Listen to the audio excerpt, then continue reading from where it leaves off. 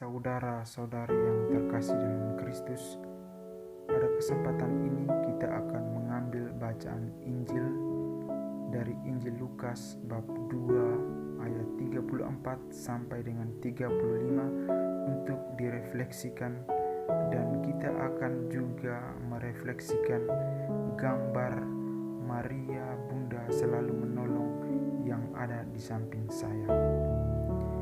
Terlebih dahulu saya akan membacakan firman Tuhan. Semoga Tuhan beserta kita sekarang dan selama-lamanya. Inilah Injil Tuhan kita Yesus Kristus menurut Lukas. Dimuliakanlah Tuhan.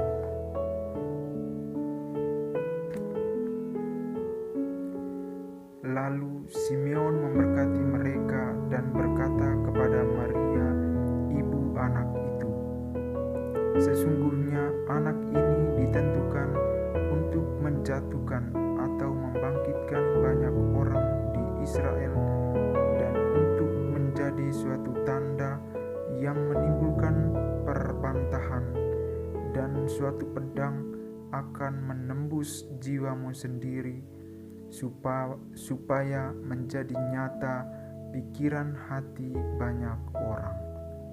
Demikianlah sabda Tuhan. Terpujilah Kristus.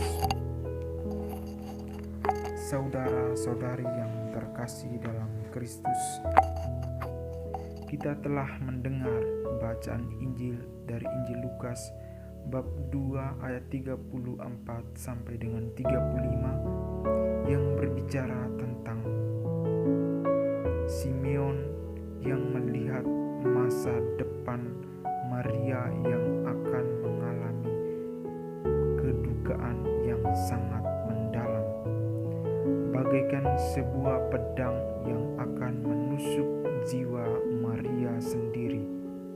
Artinya bahwa Maria akan merasa sakit dengan menyaksikan penderitaan putranya sendiri. Saudara-saudari yang terkasih dalam Kristus, kita melihat gambar yang berada di samping saya. Gambar ini adalah gambar Maria Bunda selalu menolong.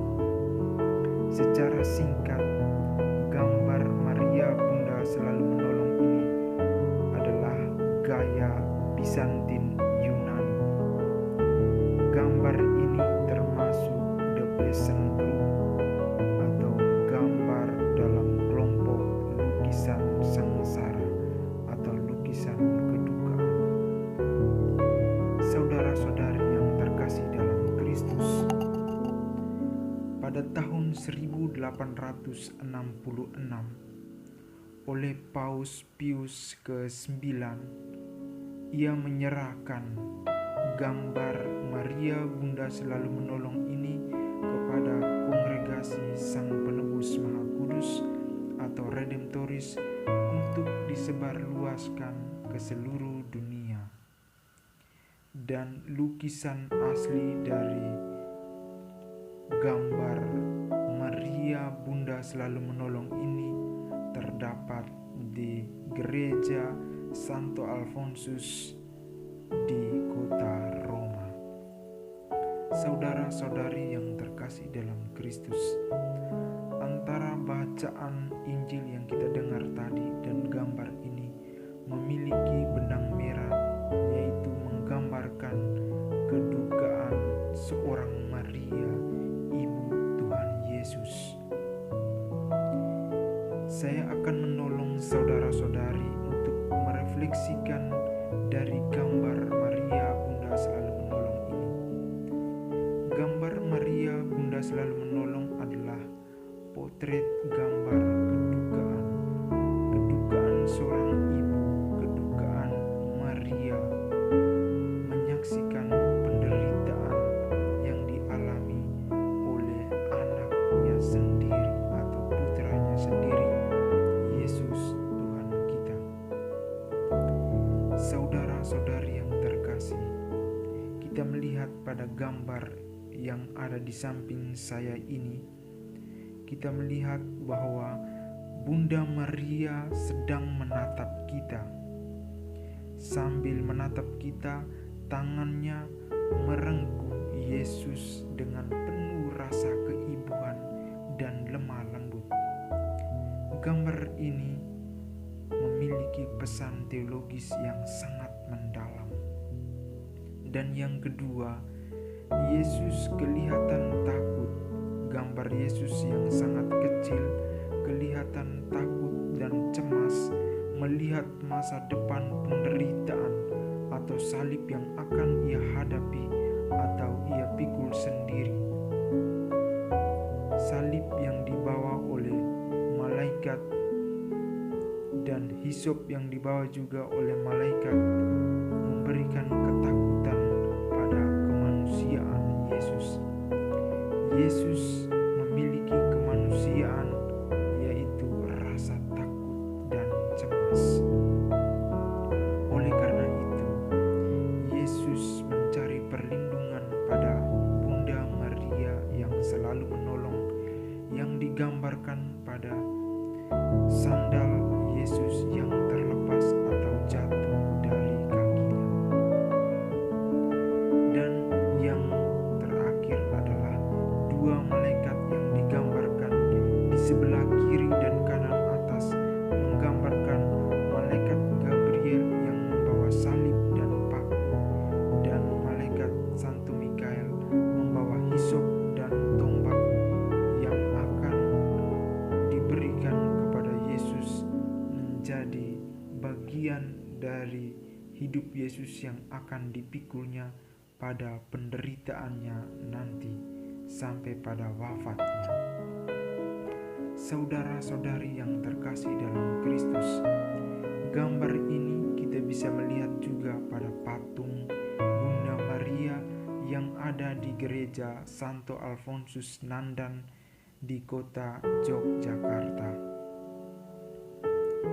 Dari gambar ini yang menjadi pusat atau tokoh utama adalah Yesus Kristus sendiri, dan yang menjadi tokoh kedua adalah Maria, Bunda selalu menolong.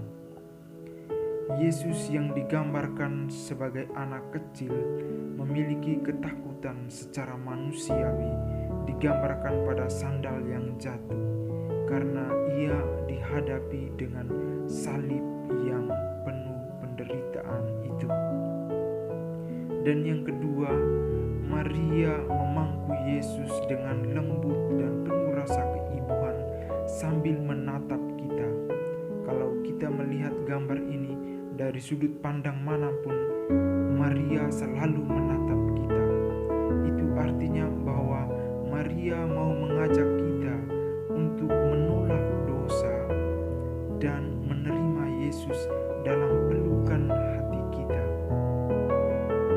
Kita menyaksikan dan mendengar sendiri dalam bacaan yang digambarkan tadi bahwa Maria akan mengalami hati yang sangat terluka, bagaikan hati yang ditembusi oleh pedang sendiri. Maria menyaksikan sejak kelahiran Yesus mengalami penderitaan di kandang. Ia harus melahirkan Yesus di kandang. Ia harus menyaksikan penderitaan putranya pada jalan salib, dan ia memangku Yesus yang berlumuran darah yang telah wafat. Dan kemudian Yesus yang telah wafat itu, Maria juga menyertainya sampai pada pemakamannya yang terakhir. Saudara-saudari yang terkasih dalam Kristus, dari gambar dan Injil pada hari ini, apa yang menjadi pesan bagi kita? Yang menjadi pesan bagi kita adalah yang pertama, kita diajak untuk datang kepada Bunda Maria, memohon pertolongan, dan doa Bunda Maria selalu menolong. Maria pada pesta di Kanaan, ia melihat penderitaan tuan pesta dan memberitahukan kepada Yesus. Akhirnya tuan pesta itu mengalami kebahagiaan karena keluar dari kesulitan, yaitu anggurnya yang habis itu. Maka kita juga datang kepada Bunda Maria, maka Maria akan menggerakkan hati dan tangan kasih Yesus untuk memberkati